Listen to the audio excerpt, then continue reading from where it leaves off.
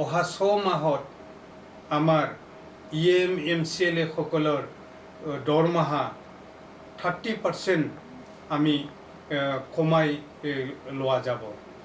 আজি সিদ্ধান্ত হৈ গ'ল, মানে গোটেই যিটো ক্ৰাইচিছটোৰ প্ৰতি লক্ষ্য ৰাখি আগন্তুক 6 মাহত BTCৰ সকলো EM-MCLA সকলে মানে নিজৰ দৰমহাৰ 30% কমাই লোৱাৰ সিদ্ধান্ত ইতিমধ্যে আমি আজি EC মিটিঙত পাছ কৰিছোঁ। বৰ্তমান যিটো মানে মিডল ইষ্ট এছিয়াৰ আমাৰ সাউথ এছিয়াৰ যিটো যুদ্ধ,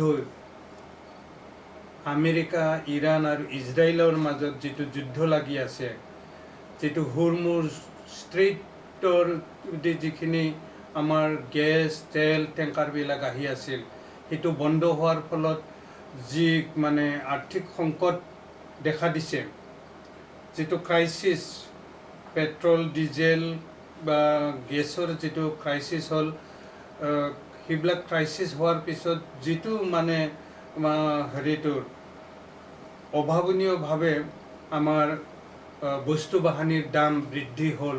ডিজেল পেট্ৰলৰ দাম বাঢ়িল, ডিজেলৰ দাম বঢ়াৰ লগে লগে খাদ্য বস্তুৰ দাম বাঢ়াৰ মানে ইতিমধ্যে আৰম্ভ হৈছে।